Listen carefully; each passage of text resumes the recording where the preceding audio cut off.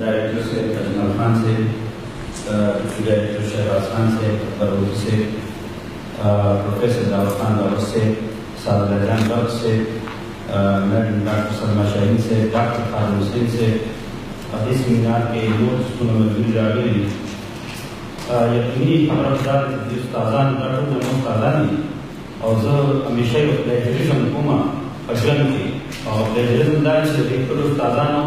Lecture record की मौका भी आखिर को तब इस मीनार के में मनो खाला कोई सोया खान बोले तो मुकर्रर है कि अगर ये उस्तादानों न तभी प्लेजरिज्म में बार हमारा जिसमें मकान में उसे तब पुख्तनवली या पुख्तनवले का खबर खबर पुख्तनवली जो तास्ता एक्सप्लेन हुआ दी वजाहत हुआ दी त्री बल्कि दी हमारे मकाले और इन्हें पर लगी द पुख्तनवले तारीफ को दी मानी पर लगा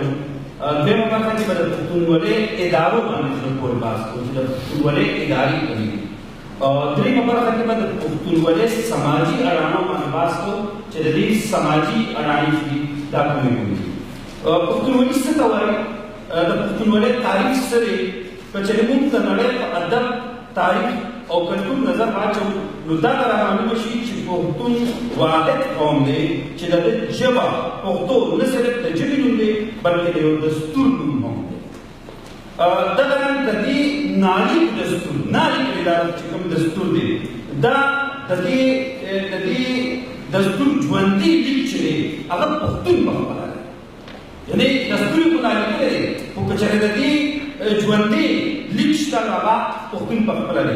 और उनका वजह से दा दस्तूर चली दा हर पोतुन पसीनों की जड़ के दिमाग की और रूप के मौजूद है दा दस्तूर तदी दस्मन के खावरे बर्तन सिंधुनो उरुनो कुलु पड़ो और तदी खुराक ज्वाक नाश्ता वाला हर तरह के तदी पोख्तनो हवा के गुना मौजूद है पोख्तनवली द पोख्तो या द पोख्तनो द तारीख कल्चर चापेचल पढ़ना की तजुम तेरवलो हाँ आएंगे जो अड़ानी के तकबीर रिवायात और अवतार पुख्तनवली द पुख्तनखान द जानी मिल्ली समाजी कल्चरी और माशी चौकाटू की तजुम तेरवलो हाँ दस्तूर दवाई चपारे की दजरदुल कलुन द रिवायात को तहफ़्फ़ुज़ हम दे इर्तिक़ा हम और द बदुल द पार फराख्या हम दर कदमुरी तनु हम लगे और दाद रिवायात और दाद ट्रैक कलुन हम लगे ये नियों का पदी के डाइवर्सिफिकेशन ले और बिल्कुल के इंटीग्रेशन दाद वाला पदी पुख्तानी चिचक तो हम थी जो नज़ार से पुख्तनवली उम्मत तो थी दाद मिसाल द नरे पर नूर कर कुल्लू की निश्ता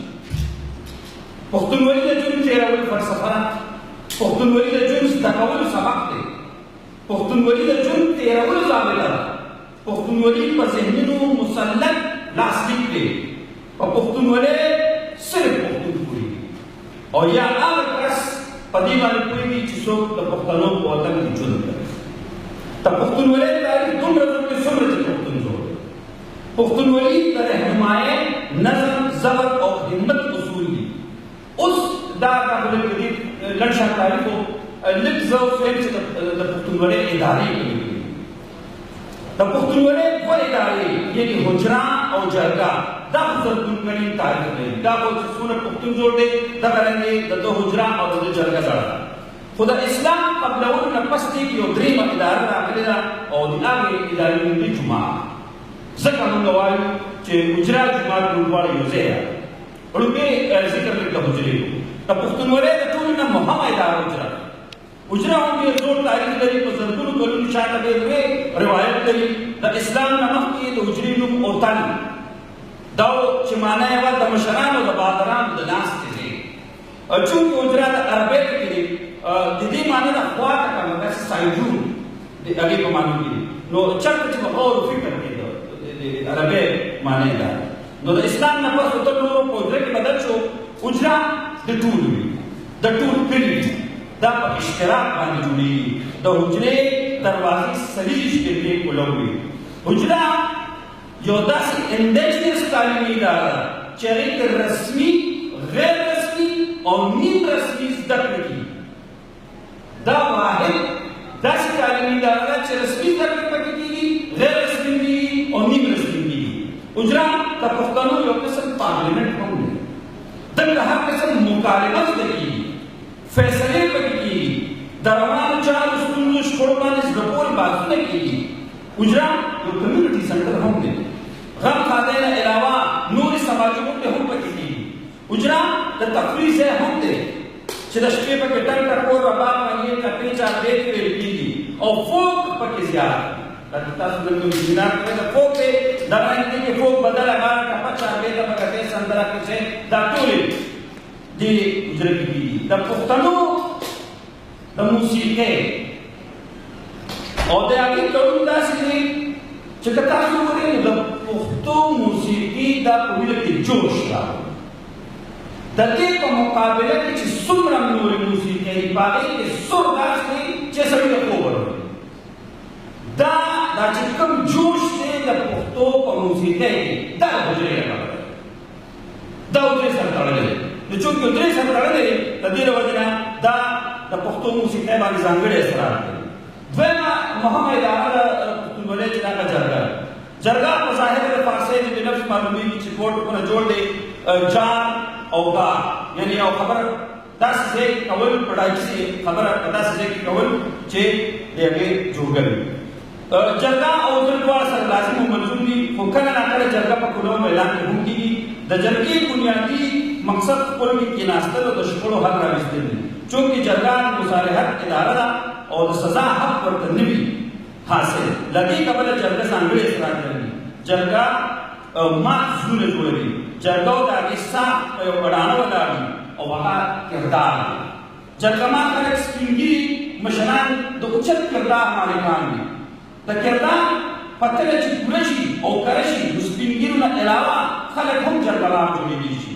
جرګه د تنازعاتو نه علاوه یو مشاورتي بورډ حیثیت هم لري دې نه علاوه جرګه د جدید دور لاندې اویرنس هم کریټ کوي یعنې دا د ماس کمیونیکیشن کار هم کوي دې نه علاوه جرګه د اقدام د حفاظت کار هم کوي که چېرته پښتونولۍ خلاف څه کار وشي نو جرګه د هغې مخنیوي هم کوي پښتانه خپل بادشاهان همیشه دوی په جرګه منتخب کړي دي لکه که تاسو د احمدشاه بابا د ملک احمد ګجو خان کاکو خان د دې ټول تاریخ وګورئ دوی جرګې منتخب کړي جرګه د پښتونولۍ یو اهمه اداره ده چې بنیاد یې جمهوریت مساوات د برابرۍ په بنیاد تلل د خپل حق خبره په دې بنیاد کول چې فردي حقونه وبلل شي د جرګې یو ورکوټي شکل چې دی هغه مرکه ده مرکه یو وفد ته هم ویلی شي یو ورکوټي جرګې ته هم ویلی شي د مکالمې یو فورم ته هم مرکه ویلی شي چې په هغې کې د خپل فن ماهران د عام خلکو رهنمایي کوي مرکه په وړه پیمانه جرګه کې د ثالثۍ کار کوي په لږو خلکو باندې کار کوي جرګه کې چونکې سخت خلک ډېري په مرکه کې کوي درېیم چې کوم اداره ده پښتونولۍ دا ده جومات اسلام چونکې پښتنو من حیث القوم قبول کړی دی او د جرګې او حجرې د ادارو له کبله یې قبول کړی دی دې وجې اسلام راتلو نه پس جومات هم د پښتونولۍ یو داسې اداره وه چې هغې کې به د عبادت نه علاوه رسمي زده کړې هم ترلاسه کېدی شي دې نه علاوه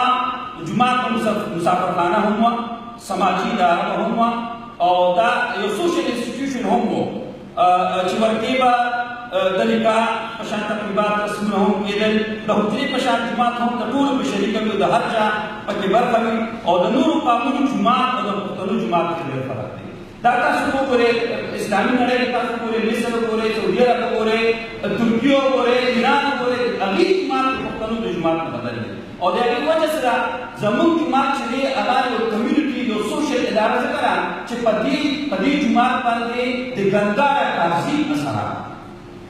چونکې اسلام راغی نو اسلام نه مخکې دوی په څه داسې شکل کې دا کمیونټي سنټرې چلولې نو د هغې اثرات په لاندې جومات تاسو وګورئ مسافرخانه ده اسلام چې راغلی دی خو د هغې نه پس د خلکو چې چا هم څه زده کړي دي نو بهر چېرته هوټلې سره یې ډېر نه نیولې جومات کې به یې شپه کوله او هلته به صرف اعلان وکړي چې زه مسافر یم روټۍ به ولې راغله چای به ولې راغله نو دا د پښتنو جومات او د دې پښتونولۍ اداره او د نورو قانونو په جومات د مسلمانانو قانونو په جومات کې ډېر فرق دی دغرنګې اوس د پښتونولۍ د نورو سماجي اډانو ذکر کوو په هغې کې ننواتې دی سوره ده مېلمستیا عزیز ولي تیږه بدل بدرګه اشر او لوبې.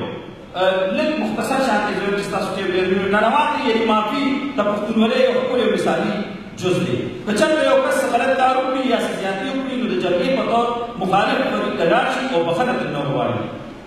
د دې معافۍ مختلف قسمونه کېدای شي چې د جرم یا د زیاتي په لومړیت کې د بل درد ته تلل او معافي غوښتل د لوی د پښتون لپاره د لوی بهادرۍ کار دی او د پښتنو دا ډېر زوړ زرګرۍ روایت پښتونولۍ خاصه چې نن سبا د نړۍ او ټولو هېوادونو خپله کړې ده. تاسو ګورئ چې یو هېواد د بل سره ظلم زیاتي کړي هغه ورته وایي چې معافي وغواړه، اپالوژي وغواړه. نو دا زه خپلې دا ګڼم چې دا د پښتونولۍ نه دی ټولې نړۍ د اثرات اخیستي دي. او بیا بله سواره ده د پښتونولۍ دا چې ډېر د مجبورۍ له کبله پورته کېږي.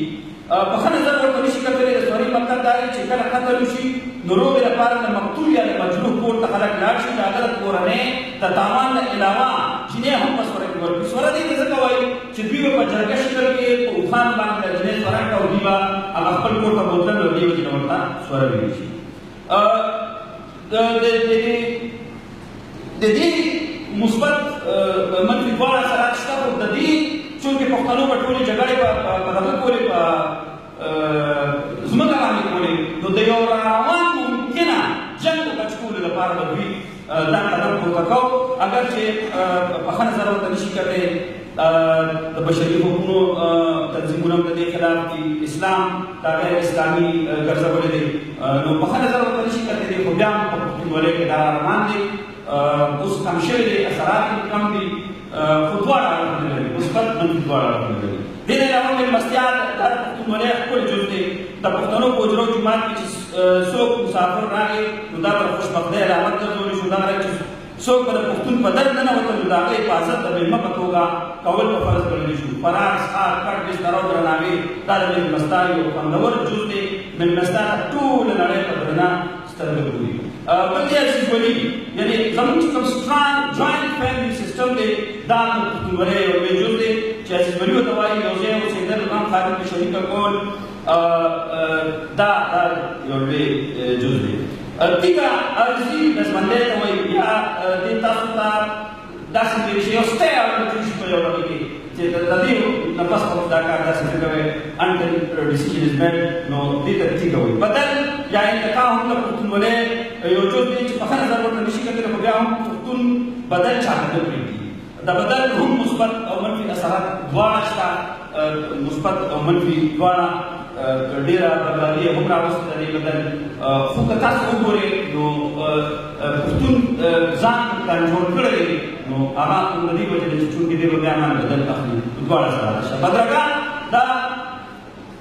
د یو ناجانه یا مېلمه سره لارې کول یو ځای سفر کولو ته بدرګه وایي. د ازادۍ په وخت پښتنو علاقو کې چې څومره انګوان تاسو وګورئ چې کله پاکستان آزاد شو نو په هر ځای کې فسادات شوي او چې په کوم ځای کې فسادات وشوې هغه د پښتنو علاقې وي چې پښتنو انګوان او سیکان په بدرګه خپلو علاقو ته رسولي دي، د هغوی حفاظت یې کړی دی او ښه محفوظ هغوی خپل هندوستان ته ملک رسېدلي دي. اشر یو بل جز دی بغیر د مجبورۍ د خیر ښېګړې او ذاتي کارونه په یو ځای کولو ته اشر وایي. اشر په زمیندارۍ کې د فصل کرلو او لیبلو په وخت کې ډېر فعال دي. هسې نورو ځایونو کې هم دا دي. لوبې د پښتونولۍ سلما بن دینار ته دوی ډېر زیات کار کړی. د پښتونولۍ یو اهم جز روایتي لوبې هم دي. هغه روایتي لوبو څو نومونه د تاسو تعریف علاقه په علاقه، ضلع په ضلع، تحصیل په تحصیل د دې لوبو نومونه مختلف دي. په دې کې شلګات دي، کنچکا، موخه، پټه ګیټې، پټپټوني، پیر مایا، هر باچا، نیمګاټي، چریندو، تورې کبو دا چې نه کولو به وه، لنډې مالې، انډې ملې سوک دی، تبرګې، د چا د کوټې خاوره، پیتکه، ایټې، توپ، شوتي ډمپر دا داسې د ماشومانو لوبې وې چې د هغوی په ذهني، جسماني او سماجي پرمختګ کې ډېر لوی کردار لوباوه. پښتونولي د پښتون کلتور حصه ده خو له بده مرغه پښتون ثقافت باره کې زموږ نصاب څه دی یو ځای درکوو. دا موږ څه وایو زموږ نصاب څه دی یو ځای تاکید درکوو. د پښتونولۍ اضافي خاصیتونه هم شته لکه ګیله، پیغور، سیالي، تربورولي، مشري، برابري، ننګ، غیرت، ملاتړ، چغه، پت، ناموس داون بری اضافی خصوصیات زسر دا دولسم دا پاکستان سٹڈی دا کتاب دا یو پیراگراف دی چې هغه په پښتون ثقافت باندې اوس شته خیبر پختونخوا ټیکسټ بورډ د پاکستان سټډي د دولسم کتاب دی تاسو ګورئ دا یو پیراگراف تاسو ته پختون ثقافت خیبر پختونخوا صوبہ و وفاقی صوبائی علاقاجات بلوچستان کے چند اضلاع میاوالی اور جنوبی و مشرقی افغانستان میں جو ثقافت موجود ہے اسے پشتون ثقافت کے نام سے یاد کیا جاتا ہے پشتون ثقافت ان عادات اور اطوار کا مجموعہ ہے جو اس خطے کے لوگوں میں موجود ہے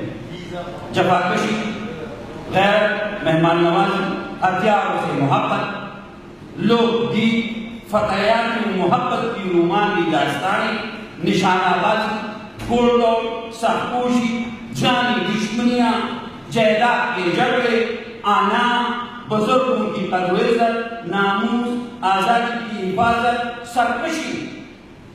یہ پختون ثقافت کی بنیادی اجزاء ہے دا ستاپ نصاب کی دولسم دا بڑ ٹیکسٹ بورڈ نہ دا خیبر پختونخوا ٹیکسٹ بورڈ تاکہ ثقافت اور ثقافت مخ ستار کلچر اور پختونولے مخ دنیا تک آ سکے ہمارا مقالے سے ختم سے اجازت مہربانی